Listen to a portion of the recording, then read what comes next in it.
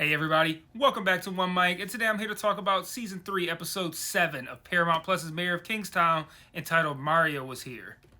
I think this title works because it speaks to the event that sparks what appears to be the dissolution of the relationship that Mike and Bunny have had. I don't know if I go so far as to call it a friendship, but it was a friendship at best, and I think a mutual understanding at worst. I've always thought that ultimately where this show would end up was a confrontation between Bunny and Mike. I figured, it'd probably be like a full season of just Mike versus Bunny. But Bunny's my favorite character on the show, and the relationship between him and Mike is one of the best things about this show. So while the critic in me thinks that makes for great television, the fan in me didn't want to see the end of that relationship leading into a whole season of dispute. Well, it appears we've reached that moment regardless of what I want, and both the fan in me and the critic in me is a little bit disappointed. And it's not because I'm sad that we're here, it's because I think the show did a really shitty job of plausibly getting us here.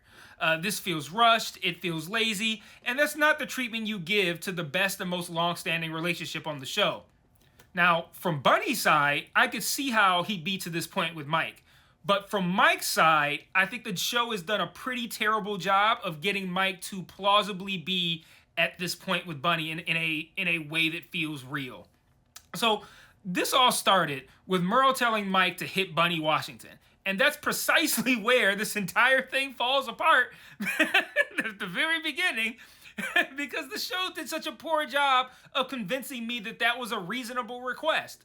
Like, consistently throughout this show's run, it has told us that Mike used to fuck with the Aryan Brotherhood when he was locked up, but anytime someone currently brings that up as a means of trying to exploit some sort of relationship with Mike, he basically tells them to fuck off.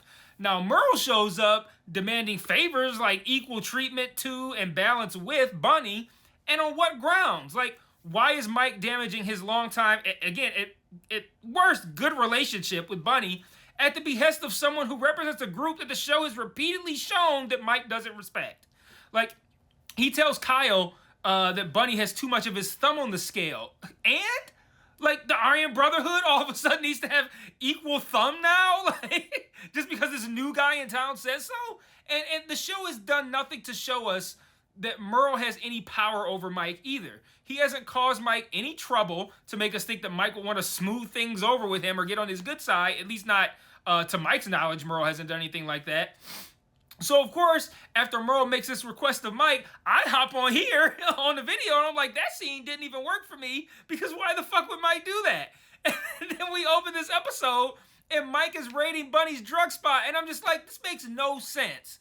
And the problem is that they've had 6 episodes to build up to a dissolution of this relationship that I could buy, and they just didn't do it. So now Mike is antagonizing Bunny at this point when Bunny's done nothing to him this whole season, and now we're at a place where they basically told each other to fuck off, and what should be a great earned moment felt forced and rushed. Hey everybody, I just want to take a small break from this review to talk about the various other ways you can engage with me on other platforms.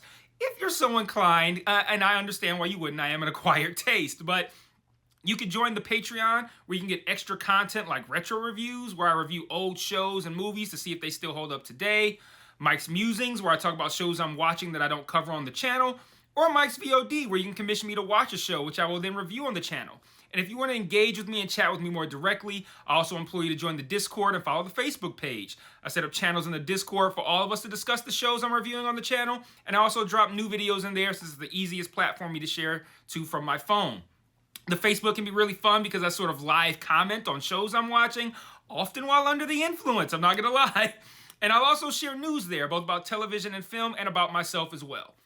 So if you like my content, you want to be more engaged, you think I'm charming, or you simply want to show support, feel free to sign up for the Patreon or join the Discord or Facebook today. Links to all platforms are in every video description. Remember to share all my shit to your respective social media platforms. And now back to this review. But let's not get ahead of ourselves. Obviously, I have issues with this episode, just as I have kind of all season at this point. In addition to my displeasure with how we've arrived at Mike versus Bunny, I've got issues with Iris. I've got issues with Constantine. I even got issues with Tracy. So this show This show's firing on no cylinders. I got issues with everybody. But I want to start with pointing out that I was wrong last week when I said that funeral location was Rhonda's shop. It was, in fact, a funeral home. I got that wrong. That's on me, so I wanted to correct that for the record. Having said that, what I wasn't wrong about is who the fuck was that old man? And why were they there? Like, again, we can fashion up an explanation. Like, maybe they were just seeing, like, okay, is this the kind of place that we would want to have Rhonda's funeral at? Like, we could come up with all kinds of ideas for what that scene was. But why would you even unnecessarily, that's the key. There was no fucking point to this.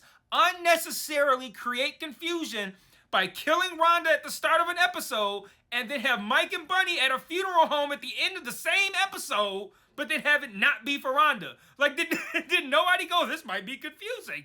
Like, obviously no one said that. So they did whatever the fuck, and now we learned this week that Rhonda's funeral actually hadn't happened yet, and that Bunny would be attending it in this episode. And then they don't even show it. So she's important enough to spark a war between Mike and Bunny, the longest standing relationship on the show, but not important enough for her funeral to get screen time. But that old fucking man, he got a moment, but Rhonda ain't get shit. Anyway, wasn't wrong about that. Moving on. The episode opens with some Russian girls being trafficked into the United States from Canada. One of them is named Maria. She writes the episode title on the back of the chair in front of her on this bus, and shortly thereafter, the bus gets tilted up on some forklifts and dumped into the water. And when the bus is found, everyone is appalled at not just like the quantity, the number of women that were dead in this bus, but their ages as well. None of these girls were 18. Everyone's disgusted and also naturally assumes that this was Bunny retaliating for the Rhonda murder. Meanwhile, as I mentioned earlier, Mike has allowed SWAT, led by the Honorable Robert and Mike's ne'er-do-well brother Kyle, to raid one of Bunny's spots, which is why we see Mike nervously drinking at the beginning of the episode. Since the justification for Mike doing this has been poorly conveyed, they try to write it off with this one line of Mike talking about the deal that he made with Raph, he being Bunny, the deal that Bunny made with Raph. I'm sorry, no, the deal that Raph made with the Colombians. I'm sorry, yeah. The deal that Raph made with the Colombians was only meant to be temporary anyway. Like, okay, yeah, sure, that's a worthwhile reason to justify raiding Bunny's spot for no fucking good reason. But all right, fine. Then to bring these two stories together, Ian, of all people, convinces Mike that he must have a blind spot for Bunny, so therefore Bunny must be responsible for having dumped those Russian girls to the water. Sure, yeah, that works to justify this. So now Merle tells Mike to hit Bunny. He does it. Ian says Bunny must have dumped the Russians in the water as retaliation for Rhonda and that Mike has a blind spot to Bunny. And Mike then just believes it. And now just that quickly, a relationship that was intact at the start of the episode has now devolved into Mike following Bunny from Rhonda's funeral, a funeral that Mike did not attend, to Bunny's hideout to accuse him of killing a bunch of Russian teenage girls. Now, even though I'm unhappy with how we got here, I did like this scene quite a bit. Toby Bamtefa, who plays Bunny, he was great in this scene. I love that line, like, Rhonda was the fucking mistake, Mike. And his look of disgust at the idea that he would have killed those girls, great scene by Toby. He doesn't deny it, Bunny doesn't, but instead says that they're done, and he lets everyone there who's there to witness it know he's done with Mike. It was a great scene for Bunny that would have been so much better if Mike's path to get to that place had been given a lot more care.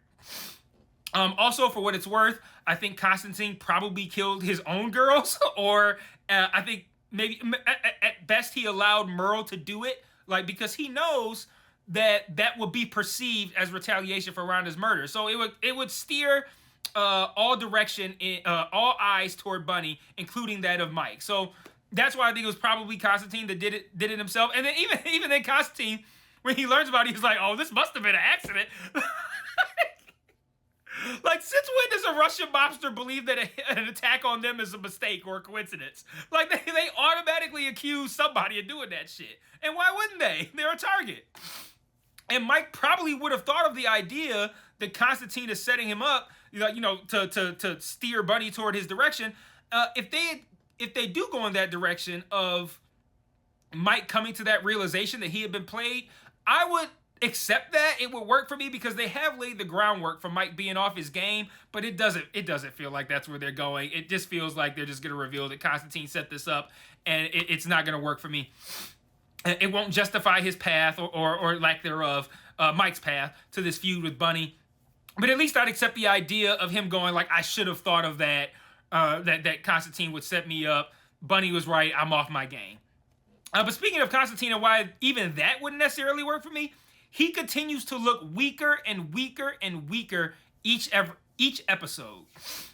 The scene with Iris at the bar where he's trying to get her to stop looking at the TV, that's a new low point for this show. That scene was fucking ridiculous. Like, no one came out of that scene looking anything better than a complete fucking fool. Like, he looks weak, trying to turn her head from the screen and begging and pleading and coddling her.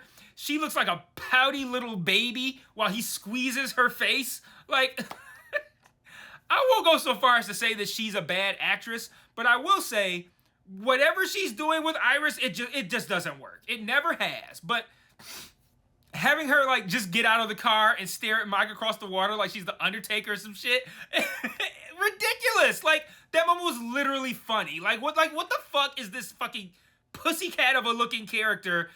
Why she look like she doesn't do angry at all? Like, it was so bad. Like, Constantine squeezing her face and begging her to not look at the TV while she just sits there looking angry, having this cherubic face. It was hilarious, and it was ludicrous. You got this old baby angel-faced motherfucker trying to look angry, and all she looks like is an infant refusing to eat its pureed peas. Then, the scene of Constantine laid out in the bed, smacked out of his mind, again, only served to undermine this guy's intimidation factor. Like, it was just a bad episode for him. It was a bad episode for Iris. It was a bad episode for Mike. Just bad all around. But, unfortunately, we're not done. We also advanced this storyline of Tracy wrongly insisting that this inmate was raped. But even worse, it now seems like they're going in a direction where it feels like the show is acting like that's actually what happened. And you have the inmate herself panicking over the idea that she might have incriminated the guards. And then you have that fellow guard who intimidates Tracy in the parking lot for talking to the warden. And I mean, she's not happy with how the women are treated in that prison. But that scene played like that guy was trying to protect the guards. And again, the guards did not rape her. Nobody raped her. And yes, I get the concept of, regardless of whether, I get the concept of consensual doesn't necessarily mean consent as in like non-rape when you're dealing with prison. Like, the fact that the guard has power over the inmate, consensuality could still be not truly consensual because there's still that intimidation and power factor there. So I get that. But the problem is that this specific situation, what actually happened on the show, goes far beyond just mere consent. That guard was targeted and murdered. Like, it's wrong to present that as a rape by going, well, he was a guard, so he had power, therefore rape. Like, that's not how this shit works. But it really seems like the show might actually be going in the direction of her actually having been raped and Tracy needing to get to the bottom of how women are treated there, rather than the more accurate direction of Tracy being wrong entirely about what happened. Like, saying she was raped and painting her as someone who was victimized is a misrepresentation of what took place. And it ain't some shit from 8 fucking years ago. It's from last season. And it's not cool. Like, particularly when they could have made it muddier if they wanted to. But that shit was plain fucking black and white. Like, she targeted, manipulated, tricked, seduced. Like, like everything about that would almost go so, like, you can't say that the man was raped, but like you could almost get to that point. And then he was murdered. Like, you cannot paint this woman as a victim. Like, they could have, if they wanted to, made the relationship a lot more mutual. They could have made it a lot more morally gray. She had to, like, say, work harder to seduce him and trap that guy, but no, they made it. They made it, in my opinion, pretty black and white that this guy was targeted. Then she pretended like she got raped just to justify killing him. How the fuck do you then turn around and try to paint her as a victim this season? Like, and I could be wrong. Maybe that's not what they're going to do. Maybe they'll go in a direction where Tracy learns that she doesn't know shit about fuck. But after this episode, it looks like the show just might be pivoting to the idea that she was actually raped. And I'm not... That's not cool to me. Then afterward, she's like holding her baby and she's drinking. And I'm like, okay, I know they're not about to... I know they're not about to, like, make a tag out one substance abuser for another. like Kyle's good, but now Tracy's on the sauce. Like, I don't get it, man. Lastly, this episode advanced 2 more subplots. Raph gets attacked again, and afterward, Mike gets him a cell phone, and he calls Bunny to tell Bunny to get his family out of town. Seems like Raph's family is probably going to be next to die. And the Charlie-Ian plot, they finally get somewhere this week. Ian visits Charlie, and Charlie brings up and draws my favorite moment from season 2. I don't know where the Ian-Charlie thing is going still, but obviously... if Charlie talks about or draws what happened at that house, that won't reignite Evelyn's investigation into Robert. It'll turn it into an Ian investigation. But regardless, I am looking forward to that. So yeah, like I said, this show is floundering right now, in my opinion. My only real hope for the rest of the season is that the beef between Mike and Bunny continues to escalate and become entertaining. Entertaining enough that I forget how poorly they got us here. But we're through 7 episodes, and I still don't know what they're doing with Constantine and Merle yet, so I don't even have any hope for that shit. But let me know what you thought in the comments, and until next week, peace.